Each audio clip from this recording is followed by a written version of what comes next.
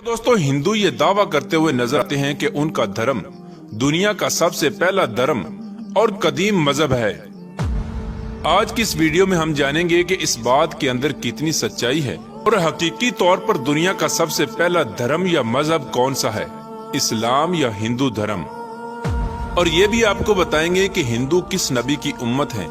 इस दुनिया में हिंदू धर्म और बुत परस्ती की इब्तिदा कैसे हुई और ये हिंदू धर्म कैसे वजूद में आया, और इस कायनात की तख्लीक से लेकर आज तक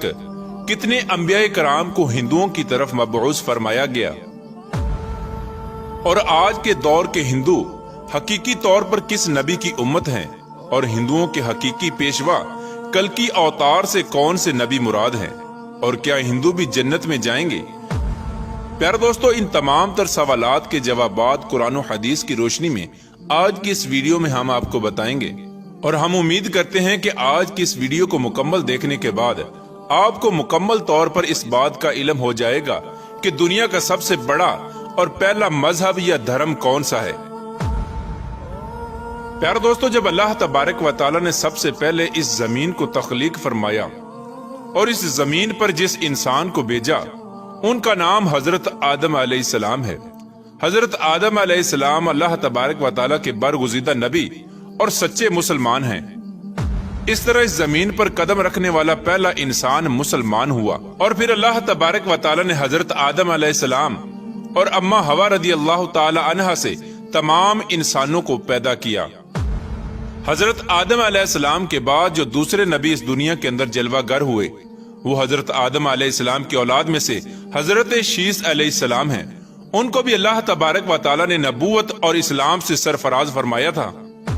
प्यारे दोस्तों, आपको बताते चलें कि हजरत शीस अलैहिस्सलाम के दौर से ही कुफ्र और शिरक की इब्तिदा हो चुकी थी, लेकिन बाकायदा तौर पर बुत परस्ती का आगाज नहीं हुआ था। हजरत शीस अलैहिस्सलाम के बाद अल्लाह तबारक व तआला ने हजरत इदरीस अलैहिस्सलाम को नबूवत अता फरमाई। हजरत इदरीस अलैहिस्सलाम का जमाना वो जमाना था जिसके अंदर बाकायदा तौर पर बुतों को बनाया गया और बुत परस्ती का आगाज किया गया। प्यारे दोस्तों, अब सवाल ये पैदा होता है कि जब दुनिया की इब्तिदा ही इस्लाम से हुई तो फिर आखिरकार बुतों को किसने बनाया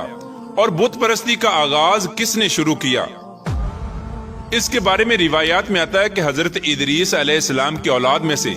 चंद लोग ऐसे थे जो अल्लाह तबारक व तआला का बहुत ज्यादा कुर्ब रखते थे, और वो अल्लाह तबारक व तआला के बरगुज़ीदा बंदे और वली थे, जिनके पास लोग बहुत शौक और मोहब्बत से आया करते और अल्लाह तबारक व तआला की इबादत और जिक्र व अज़कार में मशगूल रहा करते थे। जब लोग इन औलिया कराम के साथ बैठकर अल्लाह तबारक व तआला की इबादत करते तो उनको इबादत के अंदर बहुत ज्यादा सुकून और लज्जत महसूस होती, और अल्लाह तबारक व तआला की रहमतें उन पर नाजिल होती। ये अल्लाह तबारक व तआला के नेक बंदे, जिनकी तादाद तकरीबन 5 बताई जाती है, जिनका नाम वद, स्वा, यगूस, याऊक और नसर था। जब तक ये लोग जिंदा थे तो लोग इनके पास आते और अल्लाह तबारक व तआला की इबादत में बहुत ज्यादा मशगूल रहते। जब ये लोग दुनिया से चले गए तो लोगों की इबादत में कमी आना शुरू हो गई और लोग अल्लाह तबारक व तआला के रास्ते से दूर होने लगे। इनके पास बैठने वाले लोग इबादत से दूर होने लगे और हर वक्त इनके गम में मुब्तला रहने लगे, और एक दूसरे से ये शिकायत करने लगे कि उन नेक बंदों के दौर में इबादत में जो लज्जत हासिल होती थी अब वो लज्जत हमें हासिल नहीं होती। इस तरह शैतान ने जब इन लोगों के ईमान की कमजोरी को देखा तो शैतान ने मौका गनीमत जानकर उन पर कड़ा वार कर दिया। एक दिन शैतान एक बूढ़े की शक्ल में उनके पास आया और उन लोगों से कहने लगा कि अगर तुम लोग चाहते हो कि तुम लोगों को इबादत के अंदर उसी तरह लज्जत हासिल होने लगे और उन मरने वाले लोगों की कमी भी महसूस ना हो, तो मैं तुम लोगों को एक ऐसा रास्ता बताता हूँ जिससे उन लोगों की कमी भी महसूस नहीं होगी और इबादत के अंदर लज्जत भी उसी तरह हासिल होगी। चुनाचे इस तरह शैतान ने उन लोगों को यह मशवरा दिया कि उन मरने वाले लोगों के बुत बनाए जाएं और उन पर उनके लिबास डाल दिए जाएं और उनको अपनी इबादत गाहों में रख दिया जाए और उनके सामने खड़ा होकर अल्लाह तबारक व तआला की इबादत की जाए। इस तरह इबादत करने से उन लोगों की कमी भी महसूस नहीं होगी और अल्लाह तबारक व तआला की इबादत करने में लज्जत भी हासिल होगी। चुनाचे लोगों को शैतान का ये मशवरा बहुत पसंद आया। शैतान ने उन मरने वाले लोगों के बुत बनाए और इबादत गाहों के अंदर रख दिए। इस तरह लोग अपनी इबादत गाहों में जाते और उन बुतों के सामने खड़े होकर इबादत करते। शुरू में लोग अल्लाह तबारक व तआला की इबादत करते, फिर आहिस्ता आहिस्ता ये लोग उन बुतों को सलाम करके और उनके हाथ पांव चूमकर वापस आ जाते। इस तरह जमाना गुजरने के साथ साथ शैतान ने लोगों को इस कदर गुमराह कर दिया कि लोग अल्लाह तबारक व तआला की इबादत को छोड़कर सिर्फ उन्हीं को सजदा करने लगे और अल्लाह की इबादत करने की बजाय उन बुतों की पूजा करके घर वापस आ जाते। प्यारे दोस्तों, इस तरह हजरत आदम अलैहिस्सलाम के अजली दुश्मन ने दुनिया के अंदर सबसे पहले बुतों को बनाया और बुत परस्ती की बुनियाद रखी और लोगों को अल्लाह तबारक व तआला की वहदानियत से दूर करके बुतों की पूजा करने के अंदर मुब्तला किया।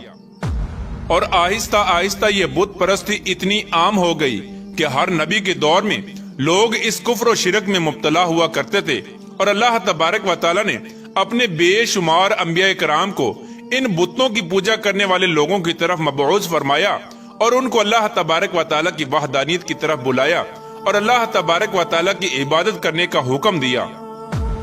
इस तरह अल्लाह तबारक व तआला ने बुत परस्ती के हर दौर में अपने अंबिया कराम को मबऊस फरमाया।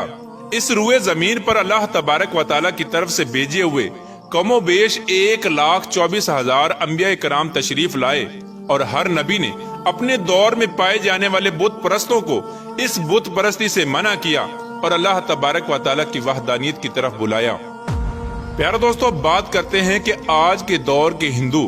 किस नबी की उम्मत हैं और इन हिंदुओं के आखिरी पेशवा कल्कि अवतार से कौन से नबी मुराद है। प्यारे दोस्तों, अल्लाह तबारक व तआला ने हर कौम की रुश्द व हिदायत के लिए अंबिया कराम को भेजा। जिस तरह के अल्लाह तबारक व तआला कुरान पाक में इरशाद फरमाता है कि मैंने हर कौम की तरफ नबी भेजा। कुरान पाक की इस आयत से बाखूबी अंदाजा लगाया जा सकता है कि अल्लाह तबारक व तआला ने हर दौर में हर कौम की तरफ अंबिया कराम को भेजा।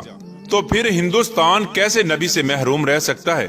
और हिंदू लोग किस तरह किसी नबी की उम्मत नहीं हो सकते।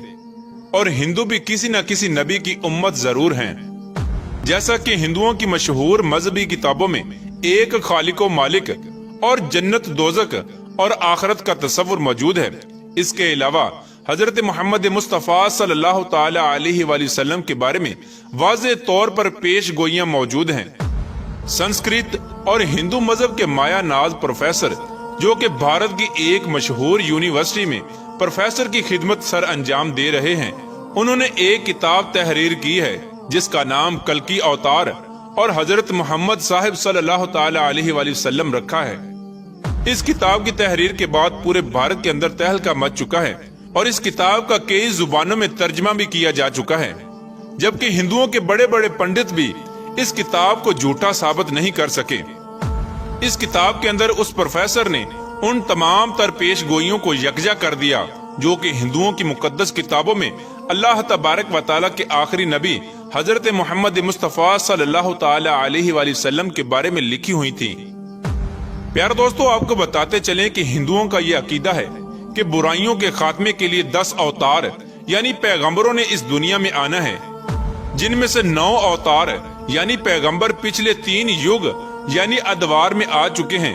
और अब आखिरी दौर में यानी कल युग में कल्कि अवतार यानी आखिरी नबी ने आना है।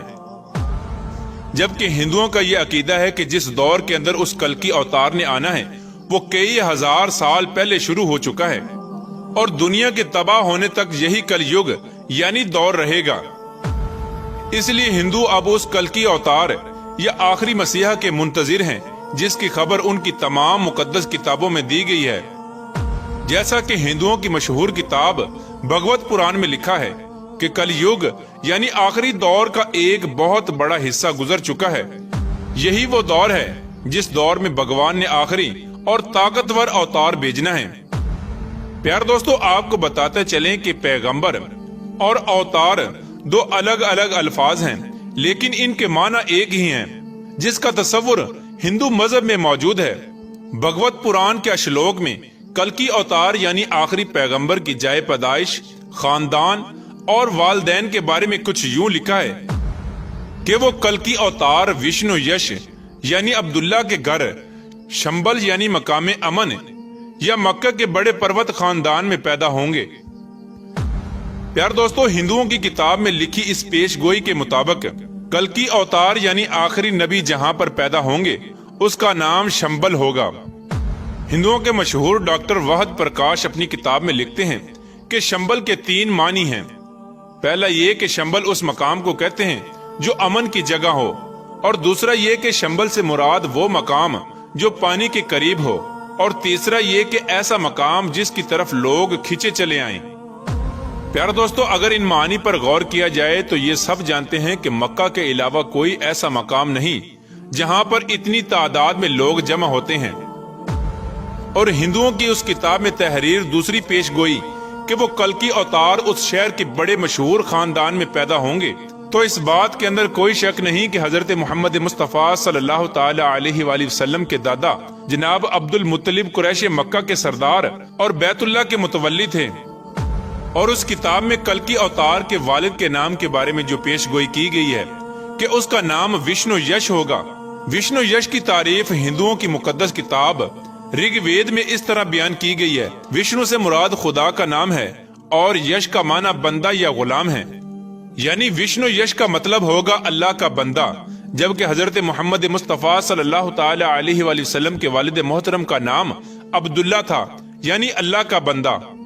اور ہندوؤں کی کتاب کلکی پران میں یہ پیش گوئی بھی تحریر کی گئی ہے کہ اس آنے والے آخری کلکی اوتار کی والدہ کا نام سومتی ہوگا۔ پیار دوستو، سنسکرت میں سومتی کے معنی امن یا امن والی کے ہیں، جبکہ حضرت محمد مصطفیٰ صلی اللہ تعالی علیہ وآلہ وسلم کی والدہ محترمہ کا نام آمنہ یعنی امن والی ہے۔ اس طرح ہندوؤں کی مقدس کتاب کے اندر ایسی بہت ساری پیش گوئیاں لکھی ہوئی ہیں جو تمام تر خصوصیات حضرت محمد مصطفیٰ صلی اللہ تعالی علیہ وآلہ وسلم کی ذات اقدس میں پائی جاتی ہیں، اور جس سے یہ بات واضح طور پر ثابت ہو جاتی ہے کہ جس اوتار کا ہندو انتظار کر رہے ہیں وہ حضرت محمد مصطفیٰ صلی اللہ تعالی علیہ وآلہ وسلم کی ذات ہے، جو کہ اس دنیا کے اندر جلوہ گر ہو چکی ہے۔ اور حضور صلی اللہ تعالی علیہ وآلہ وسلم کی تشریف آوری کے بعد قیامت تک جتنے بھی لوگ آئیں گے وہ تمام کے تمام حضرت محمد مصطفیٰ صلی اللہ تعالی علیہ وآلہ وسلم کی امت میں شامل ہوں گے، اور آج کے دور کے ہندو بھی حضرت محمد مصطفیٰ صلی اللہ تعالی علیہ وآلہ وسلم کی امت ہی ہیں۔ اب قیامت تک آنے والا ہر انسان جو بھی حضرت محمد مصطفیٰ صلی اللہ تعالی علیہ وآلہ وسلم پر ایمان لے آئے گا وہ مسلمان قرار پائے گا، اور جو ایمان نہ لائے گا وہ کافر قرار پائے گا، لیکن وہ حضور صلی اللہ تعالی علیہ وآلہ وسلم کی امت میں شامل ہی ہوگا، اور قیامت کے دن اس کو حضور صلی اللہ تعالی علیہ وآلہ وسلم کی امت میں ہی اٹھایا جائے گا۔ پیارے دوستو، اب بات کرتے ہیں کہ کیا ہندو بھی جنت میں جائیں گے یا نہیں۔ پیارے دوستو، جنت میں داخل ہونے کا معیار ایمان کو رکھا گیا ہے۔ جو لوگ ایمان لے کر آئیں گے وہی جنت میں جائیں گے، اور جو ایمان نہ لائیں گے وہ جہنم میں جائیں گے۔ جب حضور پاک صلی اللہ تعالی علیہ وآلہ وسلم اس دنیا کے اندر جلوہ گر ہوئے تو حضور صلی اللہ تعالی علیہ وآلہ وسلم نے اللہ تبارک و تعالیٰ کے حکم کے مطابق اللہ تبارک و تعالیٰ کا یہ پیغام تمام دنیا تک پہنچا دیا کہ اللہ تبارک و تعالیٰ ایک ہے، اس کے علاوہ کوئی عبادت کے لائق نہیں، اور بے شک میں اللہ تبارک و تعالیٰ کا سچا نبی ہوں۔ جو بھی حضور صلی اللہ تعالی علیہ وآلہ وسلم پر ایمان لے کر آئے گا اور اللہ تبارک و تعالیٰ کی وحدانیت پر ایمان لائے گا وہ جنت کا مستحق قرار پائے گا، اور جو اللہ تبارک و تعالیٰ کی وحدانیت کو ٹھکرا دے گا اور حضور صلی اللہ تعالی علیہ وآلہ وسلم کی ذات اقدس کو آخری نبی تسلیم نہیں کرے گا وہ ہمیشہ ہمیشہ کے لیے جہنم کا ایندھن بن جائے گا۔ اللہ تبارک و تعالیٰ سے دعا ہے کہ حضور پاک صلی اللہ تعالی علیہ وآلہ وسلم کے بتائے ہوئے راستے پر چلنے کی توفیق عطا فرمائے اور ان کی محبت کے اندر جینا مرنا نصیب فرمائے۔